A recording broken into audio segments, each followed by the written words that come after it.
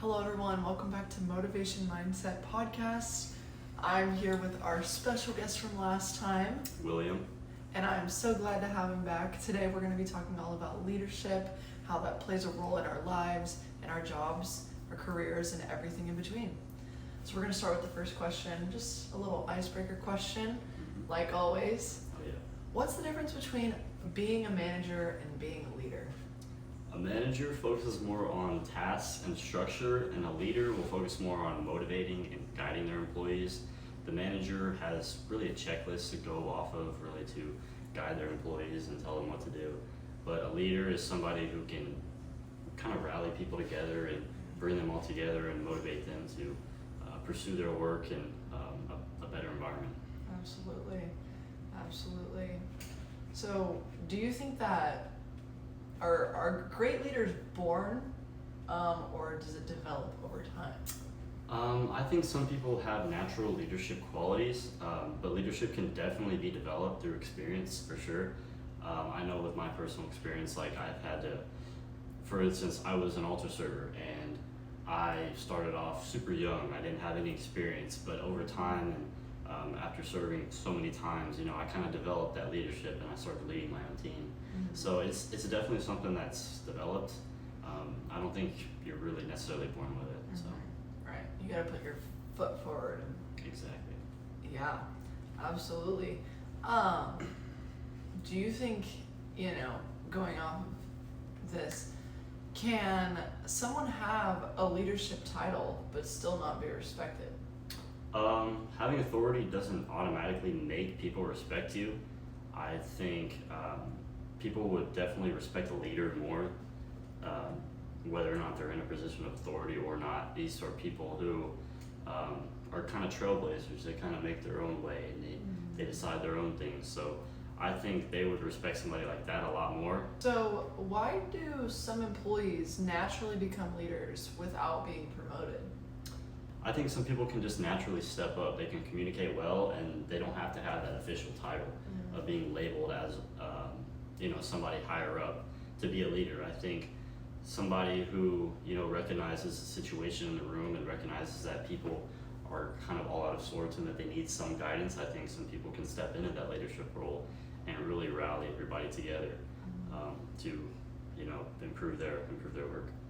Qualities like in a leader actually make employees want to follow them and follow their lead. Yeah, so employees usually will follow leaders who communicate well and they treat people fairly, and then they also lead by example. I think it's so important that people can see with their own eyes what it actually is like to do the task at hand, and leading by example is one of the most important things to do as a leader. Oftentimes people are just kind of doing whatever, they're not really structured in their work, and I think it's important that this leader can really just show them the example of what it means to go above and beyond on their work. And also when it comes to just treating people fairly, like people are often just mistreated, Yeah. And you're going to also earn that respect a whole lot more whenever you do treat people correctly. And then communicating well, it's very important that a leader can communicate their ideas and their purpose well to their coworkers, regardless of if they're authority or not. Communicating well lets everybody know what's kind of going on. That's good. That's good. Yeah. So building off of that, what should leaders do to build trust with their employees? I think it starts with being honest and being consistent. I think these leaders, just by telling the truth and just being consistent in that, can really lead these people to do what they're meant to do. And also just listening to their employees and listening to the feedback that they have and kind of examining their needs and also providing, a solution to those instead of just, disregarding it or ignoring it. I think somebody who can do all of those things can be a great leader. I think all of these are great qualities for a leader to have, to build that trust with their employees. But what would you say is something that could almost deter people from respecting their leader and having that trust with them? I think a leader that is disrespectful or disregarding of their employees' feelings or their purpose, really. I think a leader that really puts themselves before everybody else. Mm. I think a selfish person is a toxic thing for a work environment, and that can really lead to a lot of disengagement and a lot of workers just kind of not wanting to do their work and not being motivated because they have this so-called leader who doesn't respect them. So, Yeah, almost like abusing their power. yeah. Yeah. Great, I like that. So here you're talking about communication, and how that is a good quality for a leader to have. So why would you say that communication is the most important quality for a leader to have? Well, poor communication, first off, it can create frustration, confusion, just a lot of people not knowing what's going on, and that does get very frustrating over time. Right. It can be tolerable maybe at first for a week, maybe two, but then after that, it's really going to be a problem. It's going to be confusing, and it's going to lead to a lot of workers just being not very productive. While good communication will keep everybody aligned and knowing what's going on and what needs to be done. Good, yeah. Now, always keeping your people in the loop. It's very important. All great answers. I'm really liking this conversation so far. My next question for you is, how does leadership affect workplace culture and morale? Leadership affects workplace and culture by setting the tone for the whole workplace, and just including the motivation and energy and the teamwork to really just come together. A leader can really set a precedent for all their workers and all their employees to go above and beyond and really bring that energy, and then also just foster teamwork.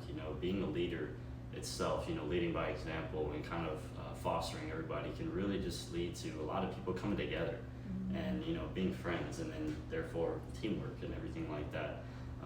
It also will just bring more motivation. Motivation we talked about last episode, but it'll definitely bring a lot of that if a leader would step up. Absolutely.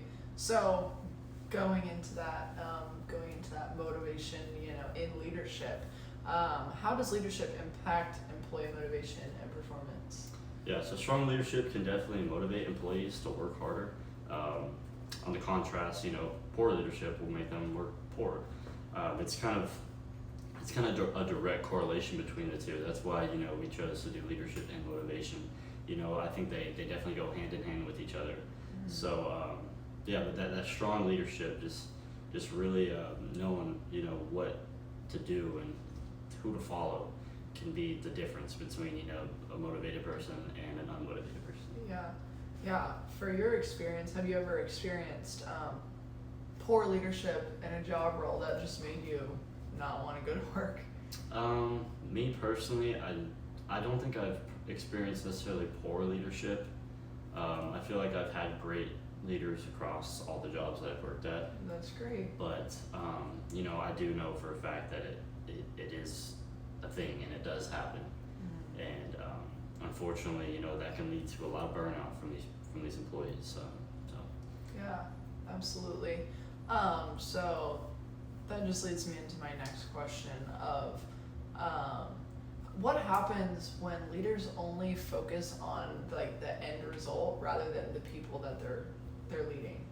Yeah, so like I mentioned just a second ago, it can lead to burnout, or being just undervalued, or whenever these leaders only care about numbers or stats or goals or how much money you're going to make in the first quarter or whatever. I think that can really just lead to somebody being burnt out and lose their human aspect and really just start to feel like a robot almost, just kind of doing whatever. Absolutely. So I think it's very important that these leaders can focus on people and not the results. Good. Yeah, it's almost like they're looking at these people like statistics rather than actual people. So it's very important to have someone that sees you as a human being and an equal. So kind of shifting it a little bit, what leadership style works best in stressful situations? It would usually depend on the situation, but I think no matter what the situation would be, you can always rely that clear communication and confidence would be the top two to rely on as a leader. Just having the confidence to be able to tell people, this is the way we're gonna do it, and we're gonna get it done by this time. That'll set it in their mind. A lot of people do like that structure. So and then also just that clear communication, making sure everybody knows what's going on, everyone's on the same page. I think that's really the style that would work the best no matter what. Yeah, awesome. What would you say makes transformational leaders so motivating? I think transformational leaders, they inspire the employees and they create a vision. They really invest in these employees, and they prioritize them, and they don't just kind of put them off to the side. They make them feel valued. These transformational leaders, they maybe they'll train them, or maybe they'll give them extra feedback all the time. But I think transformational leaders are definitely one of the best kind of leaders you can really have. These are people that really value you being a human and just really value your work. Yeah, absolutely. Okay, so this kind of, goes into our topic from last time of motivation a little bit. Can transactional leadership still be effective today, like rewards and things that can really motivate people? I think, definitely transactional leadership can definitely be effective. People still are motivated by that money in many workplaces, and also that accountability that comes with transactional leadership. It's definitely still sought after and definitely still a viable option. Absolutely. I think maybe long term that might not be the best solution, because after so much time, these employees are going to start to recognize that there's a pattern and that their work is strictly transactional. Whereas, previously, like that transformational leader, those people are going to be investing in these employees and really working with them. So, transactional leadership is definitely a viable option and definitely something that would work. But, it really just depends on the workplace. Yeah, absolutely. Can being too controlling actually hurt a team? Definitely, it definitely can. Yeah, these employees would feel stressed or really untrusted if these leaders would kind of micromanage everything that they do. Just having that eye over your shoulder all the time can really lead to just a lot of poor production and a lot of stress in this environment.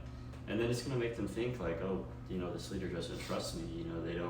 They don't trust that I can actually do the work that's being presented to me. Absolutely. If they're micromanaging everything. So, it's definitely something that would hurt a team for sure. Yeah, for sure. I agree with you. So, we're talking about controlling people, but there's also leaders that, have that charisma, they're really encouraging, on the outside. But do you think that charismatic leaders can sometimes manipulate people? I think charisma can definitely be positive, but it can also be deceiving. These people, they can influence people in unhealthy ways with the benefit of their charisma. It definitely helps them to get their way. They use it as a weapon almost. I think it's important for a leader to have charisma, but I think it's just what they do with that charisma that can definitely lead to whether the team is successful or not. Yeah. What would be like an example of a way that charisma could be abused in a workplace?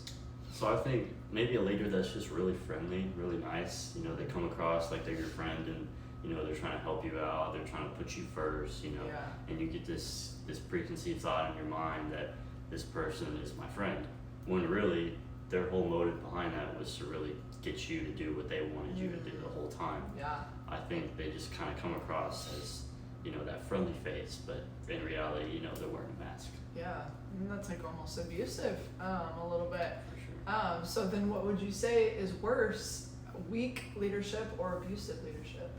Abusive leadership is definitely worse, because it creates that fear and that stress, and it also makes it just a toxic work environment. Nobody is connected, everyone is just separated. Abuse can really lead to just burnout, like we mentioned earlier. That weak leadership, sometimes that can definitely be a negative thing. People not really knowing what to do or who to follow can definitely be a bad thing for a workplace. But above that. You know, somebody who's abusive and abuses their power is always going to be more, you know, detrimental to a workplace. Oh, absolutely, I agree with you. So why do employees respond differently to different leadership styles? So everyone is motivated differently. Some employees, you know, prefer that structure, while others prefer freedom. You know, I know myself for sure, you know, I like a little bit of both. I like to have structure and, you know, kind of know what to do, but then I also like to do what I want. Right. So it just really depends on the employee. And I think that's important for a leader to kind of recognize that and know that their workers kind of respond differently to different things. Yeah. And, you know, they have to take that into account whenever it comes to the decisions that they're making. You know. Yeah. But yeah, I'd say just everybody's just motivated differently. Yeah. So would you say that for a leader in a job role, that it's important to know what kind of leadership styles that your employees want? Yeah, for sure. I think if these leaders know, you know, what works with their employees, they're already, you know, being a good leader. They're already, you know, like working with their employees, and they're kind of getting along with them, and they're understanding them. And somebody who would do that would be probably a transformational leader. This is a person that, you know, would just, like I said, invest in their employees and investing, you know, understanding their work style. I think that is something that would definitely help. Yeah. So I kind of want to, you know, go into another question of. Oh, okay. What should be the balance of, you know, these leaders that are investing in their employees and almost building that friendship, but also still remaining like in control, you know, still having that leadership role, leadership title. So what would you say the balance of those would be? Yeah, so I think whenever it comes to just like a base level worker, it really doesn't take a lot. It doesn't take a lot. Just being recognized is really all that it takes for these employees to really feel like they belong. So I'd say maybe a 70-30 split. So 70% of this leader should really focus on, you know, their stance as that leader, and, you know, their authority in a sense. Yeah. But, you know, they also need that 30% to go into investing into their workers and, you know, prioritizing them first, because, you know, after all, they are the ones doing the work. So I think a healthy split like that, you know, could definitely be something that would work. Oh, yeah, for sure. So obviously, you know, leadership does not equate to manager, not all the time. In some cases it does. But why do you, why in some cases do informal leaders sometimes have more influence than managers do? Informal leaders will have more influence than a manager, because the employees will trust them and they actually like them. Yeah. You know, these managers, they have the title, but they don't have the relationship. These informal leaders, you know, though they might not have the title, they get along with everybody. Yeah. And, you know, everybody gets along with them, and they pave the way for these people to follow. So you know, its coworkers can just relate to that leader, and I think that's just so important, you know, regardless of the authority. Yeah, absolutely. So kind of want to shift to you personally. What leadership qualities would you want to have if you were to run your own business for your employees? Yeah, so I would definitely want to be communicative. I want to be fair. I want to be motivating, and I would probably want to be a transformational type of leader. Those leaders are, you know, oftentimes always the best option to go with, regardless of, you know, who it is. Transformational leaders can really help a company in the long term, and I think it's very important that, you know, above your work, you invest in these employees, because, you know, you need them to show up every day and to be motivated for you. And if you can have that baseline as a company, I think, you know, you're going to be very successful. So, you know, I would definitely say just transformational. Yeah. Well, thank you so much, William, for being here today. I appreciate you. We'd love to have you on this podcast every single time, and you're more than welcome to come back. Thank you guys for listening, and Stay tuned for more of our podcast where we talk all things business.